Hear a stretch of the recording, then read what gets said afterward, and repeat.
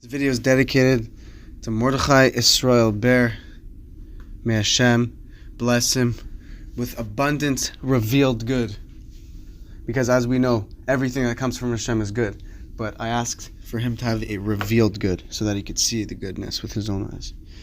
So what is the one time that the Torah permits us to be jealous? Because as we know, jealousy is something we have to stay very, very far from. It's something that is the last commandment that encompasses all five of the between the sixth commandment to the 10th are all encompassed within don't be jealous. And why are we not allowed to be jealous? Because jealousy is the opposite of holy. It brings you further from God, except in one scenario. And that is, we're allowed to be jealous of other people's Torah studies. For example, we're allowed to look at Moses and be jealous. We're allowed to be jealous that Moses got to speak to Hashem and have a relationship with him like no other. We're actually allowed to be jealous of that. And the reason for that is because unlike other jealousies, this one brings you closer to God. It is a holy jealousy in a sense.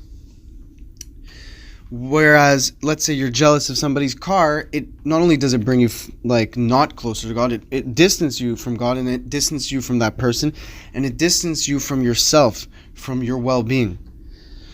So in general, when we notice we're feeling jealous, it's actually a great opportunity to overcome that jealousy and to recognize that it's a foreign part of us. It's not who we are to be jealous.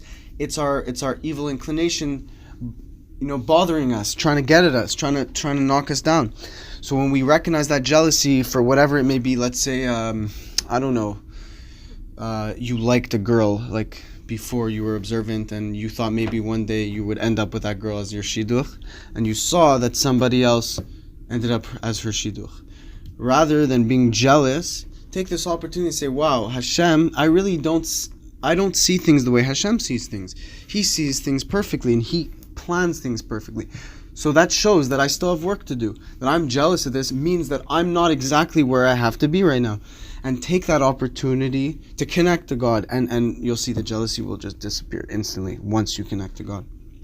But like I said, there is instances where we're allowed to be jealous, and that is, let's say you have a cousin or a friend or your rabbi who really could pray super well for extended periods of time and really just fills his day with Torah studies. By feeling that jealousy in a sense and that inferiority, it is actually a good thing because it will bring you closer, and it's actually a beautiful thing. And I'll give you an example from the Torah. It says that before Moses passed away, Joshua was his successor. Moses begged God to live a little bit longer. And Hashem said, fine, you can live a little bit longer, but that doesn't change Joshua's position. Joshua will still be the leader, and I'm not going to really talk to you anymore. I'm going to speak to Joshua, and you'll connect to me through Joshua. After one day of that, Moses said to Hashem, I'd rather die than have to experience this. I don't want to feel jealous. But truthfully, I am feeling jealous because I'm not able to talk to you anymore. And that actually was not a positive. It shows Moses' greatness because of how he was jealous of just being able to connect to Hashem. But in a sense, Moses was on the highest level. So he was, in a sense, jealous of one who is on a lower level than him.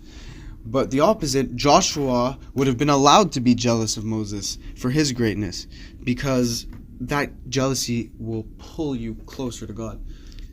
So remember, whenever you're feeling, envious for material matters, try to take that envy and spin it around towards a real reason to be envious, a true reason to be envious, such as other people's proximity to Hashem.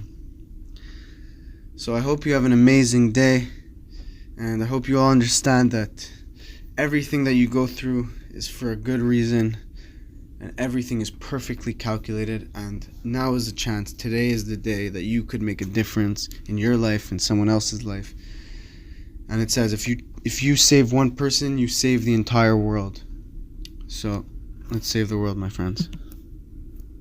And remember, this video was thanks to Mordechai Israel Ber. May Hashem bless him.